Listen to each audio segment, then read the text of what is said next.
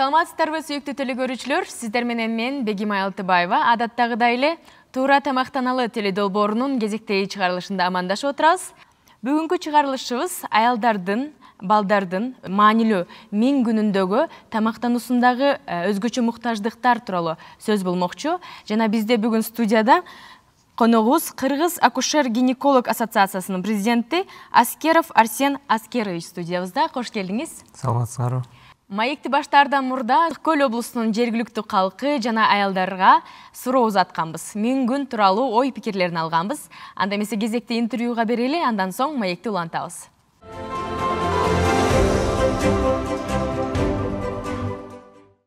Мисалы үчүн эне менен баланын 1000 күнү дегенди уккансызбы? 1000 алтын күнү деп. Уккан бар, Кайсыл күндөр болуп калат ошондо, эң маанилүү күндөр?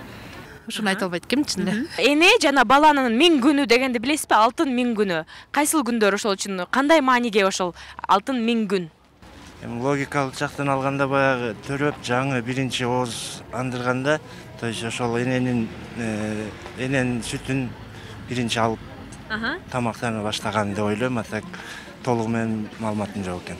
Мисалы үчүн энеси боюнда болгон кезинде өзгөчө кароого, өзгөчө тамактанууга муктаж экенин, өзгөчө витаминдерге, кошумча фолий кислотасына муктаж экенин билесиз да. Аларды ошол витаминдердин баарын алып ичип жүргөн, эми детальдарын мен билбейм.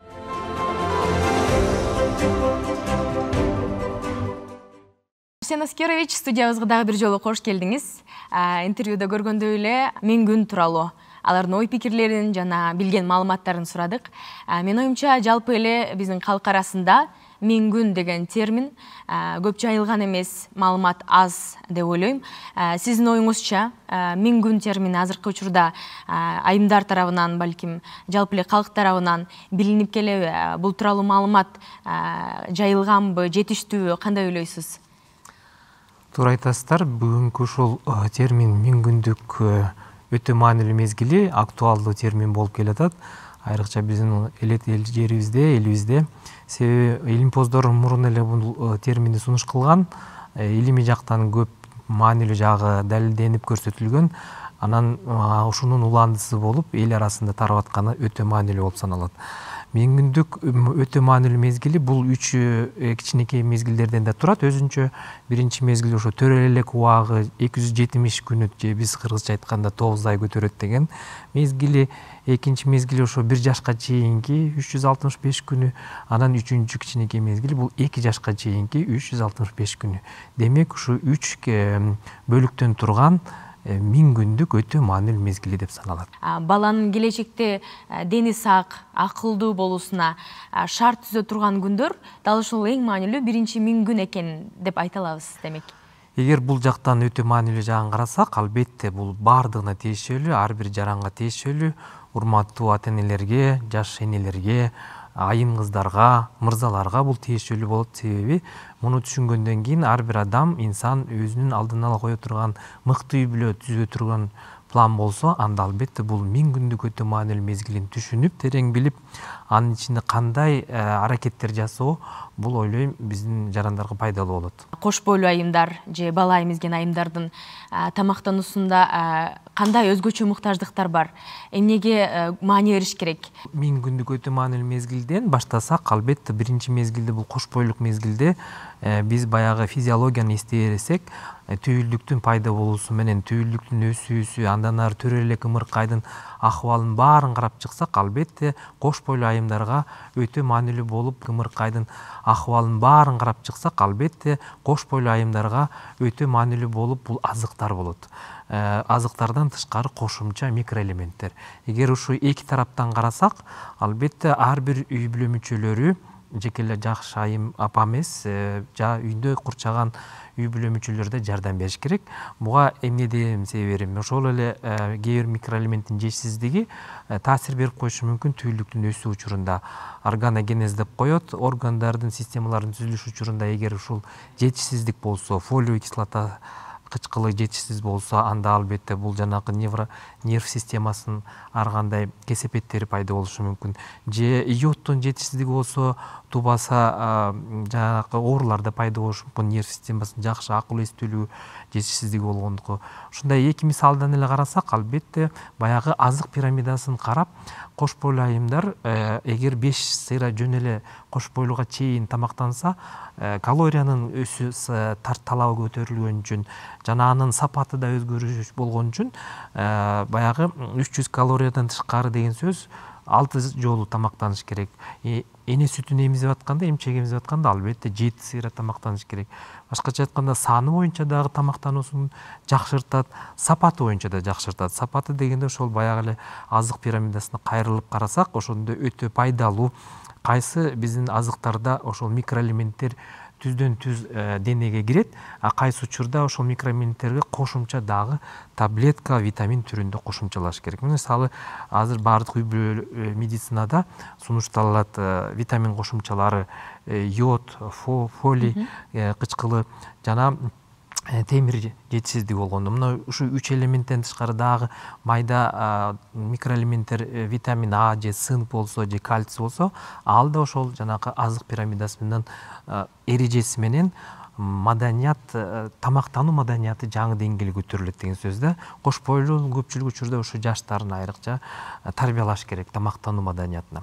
Андан кийин экинчи мезгили ушул баягы 1000 күндүк маанилүү мезгилдин экинчи мезгили бул 1 жашка чейинки акыбал. Албетте эне сүтүнүн өтө жакшы пайдалуулугу 6 айга чейин толук калориялык жактан да, сапат жактан дагы талапка жооп бере турган мүмкүнчүлүгү бар. Балык болобу, эт болобу, же сүт азыктары болобу, же жанакы кесек дан азыктарынан даярдалган тамактар болобу, ошолордун эсебинен өзүнүн калориясын, сапатын көбөйтүп, балага да эмчегимиз атканда да өтө жакшы шарт түзүп берет. Эгер ал шарттар түзүлбөсө, албетте ошол биринчи жаштагы ооруга кесепетине келип калуу учуру көбөйө баштайт да. Анан ошол экинчи жашка келе турган да мезгилде бул албетте булчуңдардын өсүүсү, бул албетте нерв системасынын толук бүтүлүшүнө сарптала турган пайдалуу азыктар. Аны ошол дагы эле ошол азык пирамидасынын колдонуусу менен баягы балага өзгөчө. Эгер мисалы төрөгөткө чейин эне көбүнчө иштесе, эмчегимиз учурунда дагы жарым мезгилинде эне көп иштесе, анан экинчи мезгилинде балага баягы кошумча тамактануу берип атса, ошо кийинки 3-чү мезгилде, баягы 2 жашка чейинки мезгилде тамакта баланын аракети. Ошондо албетте ата-энелердин болгон көзөмөлү, аракеттери, кошумча тамактардын сапаты ошолордун баары тең таасир берет. Чоң рахмат. Ал эми ошол эле кошумча тамак тууралуу жалпы эле калк арасында 1 жаштан кийин же 1 жаштан өткөндөн кийин кошумча тамак берип баштаса болот деп, так бир убакыт кайсыл учурда берип башташ керек экен, так биле беришпейт деген маалыматтар дагы бар да. Ошол тууралуу бир аз кенен айтып өтсөңүз, мисалы. Эми адам баласынын физиологиясын изилдеген илимден көп буга чейин деле сунушталып турат. Эгер ушу 5 айдан кийин эле 6 айдан кийин эле бала өзүнүн аракеттерин көрсөтүп баштаса, бир эле мисал аракети оозуна баардык нерсени мындай изилдөө катары сала берсе, бул даярдыгы тамактанууга, кошумча тамак алууга даяр экендигин белги көрсөтөт. Ал эми ошол эле эне сүтүн берүү, эмизүү 6 ай сөзсүз түрдө, андан кийин 2 жашына чейин эгер мүмкүнчүлүк болсо уланта бериш керек деген сыяктуу адистер тарабынан кеңештер берилип келет. Толук кандуу ушул учурдун маанилүүлүгүн балким түшүнбөй келебиз. Эне жактан карасак, ал утат, себеби ошол өз ара күтүлбөгөн кош бойлуулуктан алдын алат десек болот. Албетте шарттар болуш керек. Түн ичинде 2ден кем эмес, 3дөн кем эмес эмизүү болсо, албетте эрте күтүлбөгөн кош бойлуулуктан алыс болот деген дагы ошондой жакшы пайдалуу жагы бар эмчегимиздин. Экинчи жагы ошол сүт, эне сүтүндө улантыла берет. Баягы иммундук жактан өтө пайдалуу вирустарга же башка зыян заттарга каршы тура турган иммун системасына пайдалуу болгон заттар чыга берет эмчек сүтүндө. Ошон үчүн ошо улантып бергени да жакшы болот. Балдарды эмизе берет 1 жашка чейин, 1,5 жашка чейин, 2 жашка чейин. Башкача айтканда сунушталат, ошо токтотпош керек эмчегимиздикини. Анын ошол иммундук жактан да пайдалуу жагы, контрацептивдер жактан пайдалуу жагы, и албетте үчүнчү жагы ушу азык, эмчек сүт аркылуу дагы пайдалуу белоктор, макроэлементтер бериле берет балага. Түздөн түз жакшы бара берет деген сөз да. Жырлар же углеводдор, пайдалуу углеводдор да бара берет эмчек сүт аркылуу. Ошон үчүн эмчек эмизүүнү позитивдик жактан караш керек, ушу улантуусун. Ал эми ошол эмчек эмизүүнү токтотуп, анын ордуна жана смесь деп коюшат, ошолорду колдонушат. Аларга бир аз балким тийип өтөрсүз. Алардын зыяндуулугу мисалы үчүн эмне үчүн эне сүтүнүн ордуна аларды койбош керек? Айрыкча ушул эрте убакытта ушул 6 айга чейинки эне сүтүн башка кошумча сүт аркылуу, азыктар аркылуу алмаштыруу аракеттери бизди дарыгерлерди өтө коопсуздурат. Себеби баягы жаңы төрөлгөн наристенин ичегиси жакшы бышыла элек, аны быштырыш үчүн чындыгында бул эне сүтүнүн өтө касиети керек. Эгер айрыкча ушул биринчи жумаларда жаш энелер чыдабастан эмчек уузунун жартынан орусча айтканда трещина болот, же сүт көп келип, аны жакшы өз убагында бере албаганлыктан, суук тийгиздирип алгандан кийин жаш айымдар коркуп ушул кошумча сүт азыктарды берип койгон балдардын атайын кошумча азыктарын берип коет да. Ошондо биз да боло турган жакшы маселелерди бузуп коюп атабыз да. Ошо ымыркайдын ичегисинин бышып жетүүсүнө. Ошо ымыркай биринчи сааттарда, биринчи күндөрдү интеллектуалдык белокту алуу шартына бузуп коюп атабыз да. Албетте мен түшүнүп атам, кээ бир учурларда түнкү маалда бала деген түнкү маалда көбүнчө активдүү болот, анан ата-эне көнбөгөндүктөн, уктагысы келгендиктен ошондой жеңил аракетти тандайт. Мен сунуш кылат элем, урматтуу энелер, эгер наристе төрөлгөндө түнкү режимге көнүш керек. Башкача айтканда 40 күндө бекерден кыргыздарда айтпайт. Ошо 40 күн ата-энелер жардам бериш керек бири-бирине, ошо ымыркайдын күндүзгү режимге өтүүгө, туура тамактанууга, ушул эмчекти сүтүн туура кабылданууга жардам берүү шарт түзүп бериш керек. Ал эми ошол жанагы биринчи эң маанилүү 1000 күндүн биринчи бөлүгүнө өтсөк дейли, жана 9 ай боюнда кош бойлуу болуп турган учурда айымдардын туура тамактанууга болгон кандай көңүл буруш керек? Ошол учурда мисалы үчүн азыктар пирамидасынан кайсыл азыктарга, кайсыл топко балким көңүл буруш керек айымдар? Мисалы ошол дагы бир өтө маанилүү микроэлемент темирдин жетишсиздигичи, аны ымыркайдында эмеси кесепети пайда болот, баланын да кесепети, и ошол аялдын өзүнө да ден соолугуна кесепети тирет. Аялдын ден соолугуна кесепети тиет, себеби ошол төрөт учурунда же төрөттөн кийинки кан суроо коркунучу кандын уюлушуна таасир бериши мүмкүн.